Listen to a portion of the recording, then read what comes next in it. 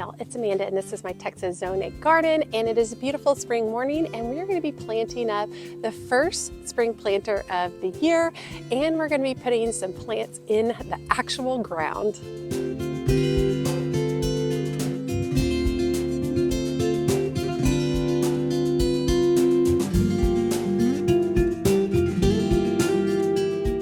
So we've had a couple of days of rain.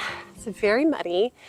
It kind of delayed my plans for starting a new container. I had recently purchased these delphinium at Covington's, and when I purchased them, they were not bloomed out.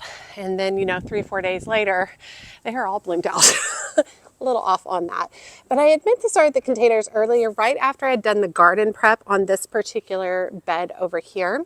But we're going to go ahead and get that started today. So I'm really excited to show you all what all we're going to do. But we're going to be working, I think, with 3 or 4 different spring containers, and we're going to be putting some actual plants in the ground. Now, some of the plants we're going to be putting in the ground, this one particular one that I got 2 of these. They are Proven Winners phlox. They're the Opening Act Polkadot, and I got these from Homegrown in Farmersville. I got them for $12 each, and they are perennial. They require full sun, 22 to 26 inches tall. They are hardy in zones 4 to 8 down to -30 degrees. They bloom early summer to late summer, and it's kind of a dwarf variety of phlox. I've been wanting to add more phlox into my garden, so I'm really excited about this one. It has a little bit of a lilac color, but also it has a little bit of a pink. And then we're also going to be putting in a few more plants that I grew from seed. So let me start laying some of this out and show you what we're going to do. Okay, so this is the main container that we're going to be working with today, and I had put a evergreen in here during the winter and or at the basically fall into winter, and since then I've decided that I'm going to move it somewhere else. I don't actually love having it here. It's a beautiful little evergreen, but I'm going to pot it up and put it somewhere else. So in here, this leaves a few different things.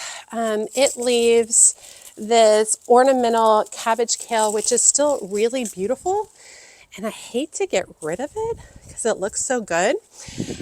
I also have a little bit of variegated ivy coming off the front, and at the back, even though you can't see it, there's green sprouts. I have a red porterweed that is coming up on here. But we're going to start with basically what you see here, and we're going to add onto it. I'm going to see if I can rotate this just a little bit. All right, so let's start with the delphinium.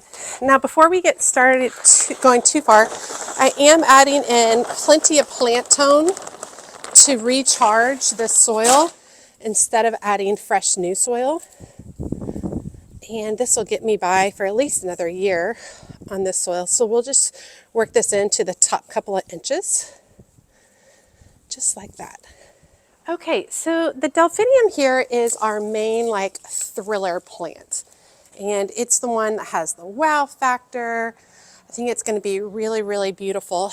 It is considered a perennial in my area, but I've never been able to grow it as a perennial. I've never been able to basically get it through the hot, hot summer. The winter is not the problem. It's definitely the summer. And I believe this is it says delphinium hybrid, so I don't know if this is the belladonna or if this is the magic fountains variety. But what I'm doing is went ahead and took the plant out of the container, and then I'm using that empty container to backfill with some soil.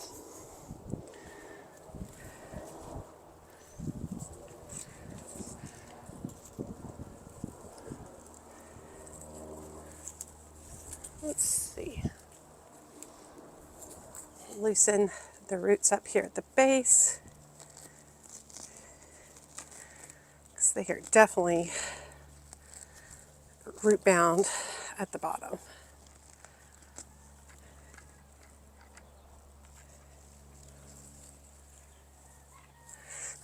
So we got that in there. So I think what I'm going to do is I'm going to come in with this white verbena. Got a little bit dry, I will say, and some of its blooms don't look. I need to do a little bit of pruning once I get it in there. This is a Empress Sun white verbena, and it is an annual in my area. However, sometimes verbenas do come back for us. I'm going to put it towards the edge over here.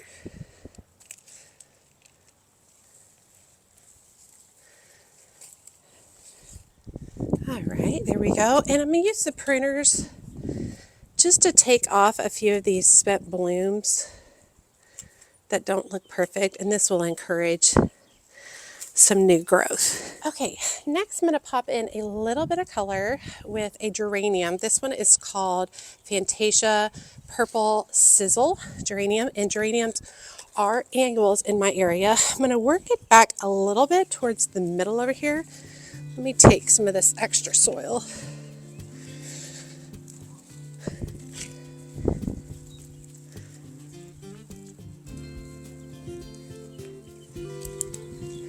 There we go, add a little pop of color. Okay, and I pulled a couple of petunias. These are the Dollar Tree petunias that I started from seed. And I wanted just a little bit more color in this container. But I want to plant them over here, but not disturb the porterweed. So I like that I can have these like smaller 4-inch containers. And I can just put a little bit of color in this back area. And truthfully, by the time the porterweed is getting to the point of being like in full regalia, like at its finest, these will be dying back.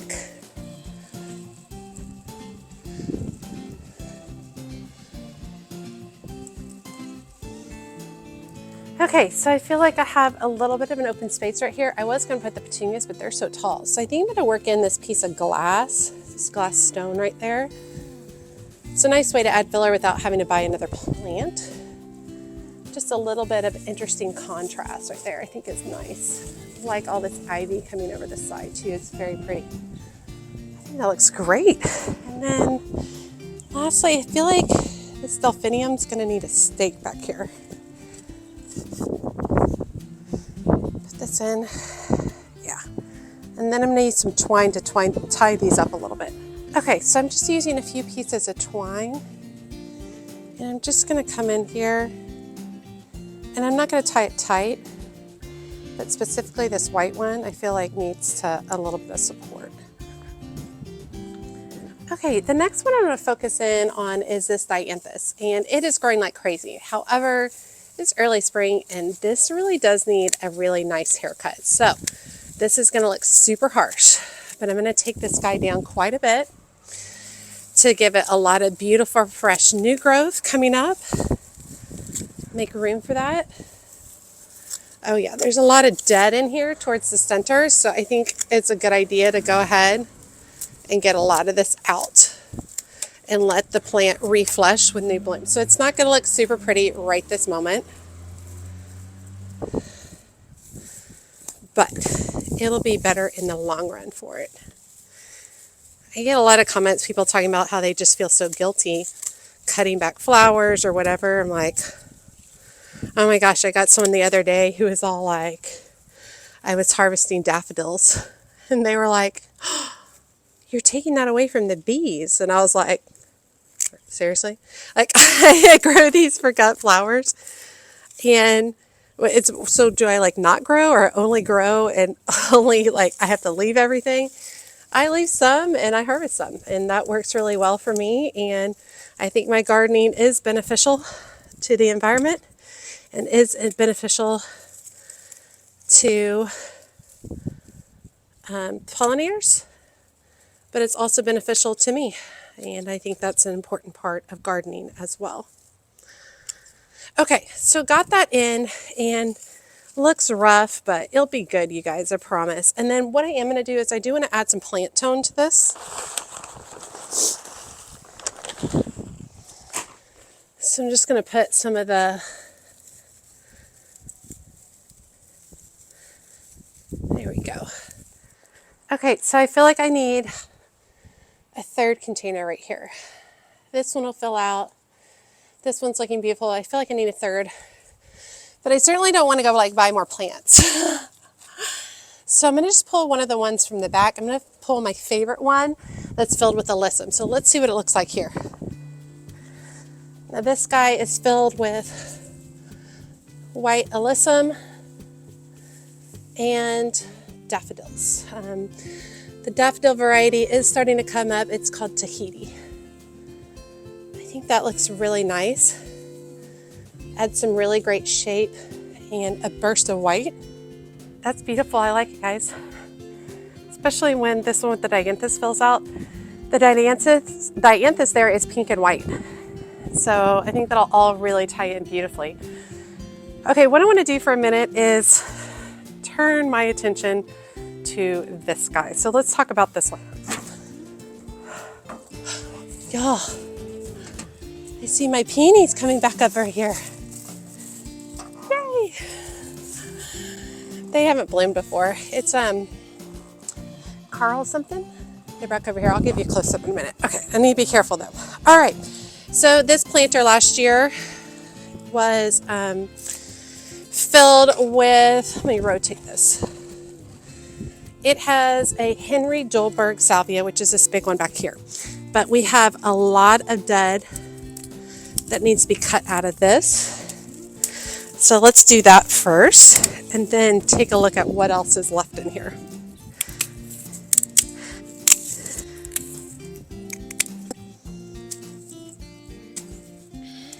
Okay, so the Henry Dolberg salvia is doing great. Also looks like I have a little bit of verbena right off here to the side that overwintered, so we're gonna leave that. I don't recall what kind it is. I'll have to look it up and put it down below.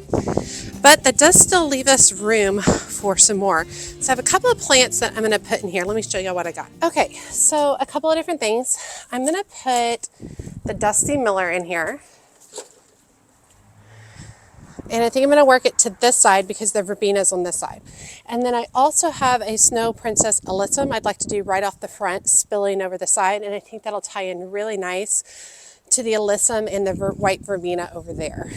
But first, we need to recharge this with some plant tone. Always make sure that you're adding fertilizer, slow release fertilizer to your containers, recharging the soil each season. I'm not really in a position where I can afford to just like change out my soil all the time. So this is a really great way to get these to work a little bit longer for me. So I'm going to come in here, move some of this soil over. Oh man, this is rooted in there.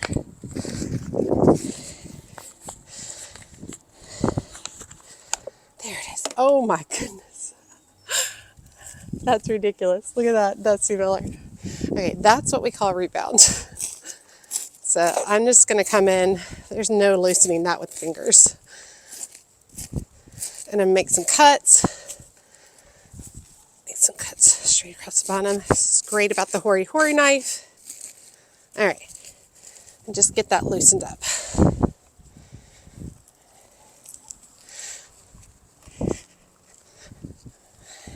All right, and then right on this front area, I'm going to tuck in the Snow Princess Alyssum. Have it at a little bit of an angle, just like that, so that it can drape over the side of the pot. Okay, this is some more of those petunias from the Dollar Tree. They're the same dark purple color.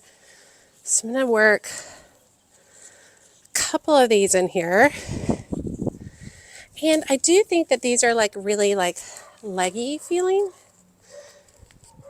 these petunias, and I'm sure it's because of the particular variety. They do benefit from pinching, so the more you pinch on these, the more bushy and fuller they're going to get. And these did have some blooms on them literally 5 minutes ago, but I pruned a bunch of them off just to get this filling in. And then this will have the pink verbena coming over, which I think will look really nice. All right, and then I'm going to go ahead and tuck in my blue glass because I love that little touch of blue. Here we go. So we got this container right here. This Henry Dolberg salvia gets like this tall. Then we've got some drapers with the Snow Princess Alyssum and the pink verbena. We've got the Dusty Miller to add a bright spot in a darker area. And we've got petunias for the time being. The petunias will fizzle out by June. Then around the base of this are my maidenhair ferns, and they will grow up and fill. I'll put a photo beside of what it looked like last season so you can kind of get an idea. This is looking really good. I do have drip set up to these containers, so I'm going to go ahead and stick those back in. All right, here we go. Okay, and then over here, I'm going to make my way this way. We've got the larger container where we've added the delphinium. Delphinium will only be here for a little while. I'll change it out with something in the future. We added some of the dollar store petunias. We kept this beautiful kale from the winter. It's just beautiful. And this variegated ivy spilling off the side. We also added the verbena called, let's see, Empress Sun White. And we added the Fantasia Purple Sizzle geranium right here, and then a little bit of glass rock to tie in. And then I brought out my favorite alyssum. Look, oh, it's so pretty. I love it. Just a big pot full of alyssum. And there's also daffodil bulbs starting to come up when I dig in here. Sweet. So those will come up, add a little pop of yellow. And then over here, we did trim back our Dianthus really harshly, but this will fill in really nicely. And this is a pink and white. So we have a lot of pink, white, and purple going on these areas. So those are looking really, really nice. I think for the time being, let me get my little white rabbit. My grandma gave it to me, my Mimi. Put that right there. For now, that fills in that kind of little weird space and hole. Okay, I do want to add some additional plants in here. I know y'all are going to be like, what? That's insane. I have some of the phlox that I would like to add in there. Now I've got a phlox right here, which works good. I would like to work in another one at the base of the plant over here and another one over there by the Alberta spruce. Then in addition, I have two Cleome Sparkler 2.0s that I grew from seed that I would like to tuck in. So let's go ahead and place them and see what that looks like. So I definitely want to put in one of the phlox right there. The other phlox I kind of want to put in right up here. I think I'll move one of the violas forward and put that phlox right there. Okay, and then I have some of the Cleome Sparkler 2.0s, which are just stunning. I mean, look at that. Absolutely gorgeous. So I think I'm going to work in a couple of those into this area. So I think I'm going to put like one right there, and then I'm going to tuck in one right there as well, just to add a little bit more color.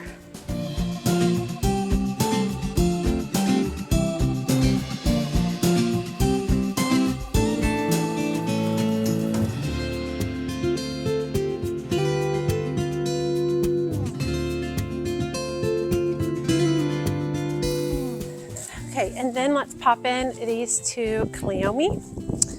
These were surprisingly easy to grow from seed, and they are supposed to be like, some of them, people say they're perennials, some people say they're annuals.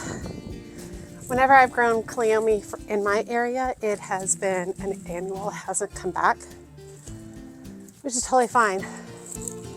Because if this continues to be really easy, I'm here for it. I think I'm going to actually, I'm going to move this hole. I had it too far back. I'm going to move it forward a little bit. Plant tone.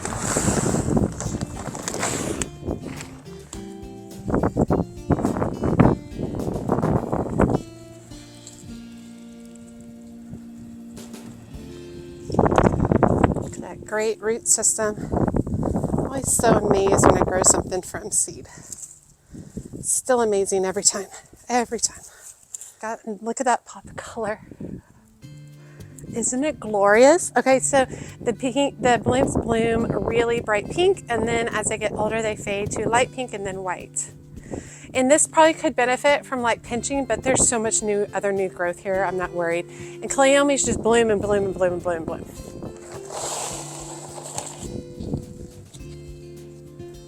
Another beautiful root system. Okay, so the last thing I want to do is I want to tuck in some petunias. These are the Dollar Tree petunias. What I found on the Dollar Tree petunias is they are very tall and very leggy, even though they've been pinched. So you can see all these beautiful blooms coming up. But, I mean, this is eventually just going to phase out, right? So what I'm going to do is going to look super harsh. But I'm going to come in here and we're going to do some really harsh pruning. And even though these have beautiful blooms on them, we're going to take them down. And by doing that, we're going to force the plant to become bushier, which is going to be better in the long run for the plant overall. So I did want to show you sometimes you have to take some harsh measures. And yeah, I could have left them long and filmed them in here, put them in and filmed them like all long and beautiful and pretty with the blooms. It's just not reality. So go ahead and trim these back real good. And everywhere I cut, it's going to put off 2 new stems, which will be great. Okay, so what I'm really going to be doing is I'm really just going to be finding some places to tuck these in different places throughout the garden, just to add a little bit more magic, a little bit more fullness. Said it, you know, partway through the video, I'm really wanting this to just be fuller, more lush, and definitely like overfilled, definitely like a cottage vibe, overfilled with this garden. Just keep building and building and building. But yeah, let's get going on that. I'm going to just basically put this on fast forward, and in every single hole I am going to put plant tones. So I wanted to make sure you realize that.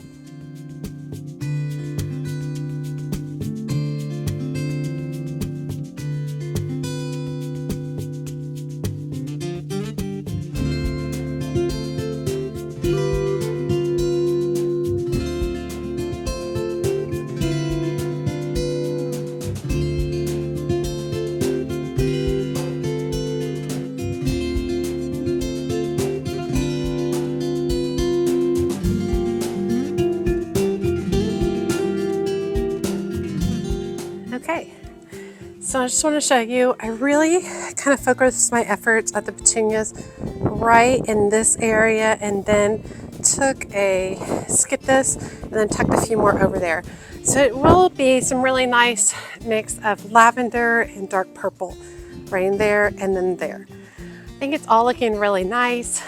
You can see the opening act with polka dot or something dot pink, I can't remember the name, but those phloxes right there, beautiful alliums, delphinium, dianthus, tucked in a couple of these cleome. I mean, that's just beautiful, absolutely gorgeous. Did this pot over here, and I did say I was going to show y'all my, here's more, there's my peonies coming up. Exciting. I think they're planted a little deep, but they're fine for now. Everything's looking good. Do you need to put something in that guy right there? I know this looks like a big open space, but this will all be filled in with the maidenhair ferns. I don't want to put anything there because it's all going to get filled in. I think it looks really, really good. That feels amazing. I'm excited. So the next area we're going to be coming over to is this area. Daffodils are done blooming. So I'll show you guys how to clean that up. We have a bunch of perennials that we need to trim back. We're going to be tucking in a whole bunch of dark pink petunias in this front part that I grew from seed.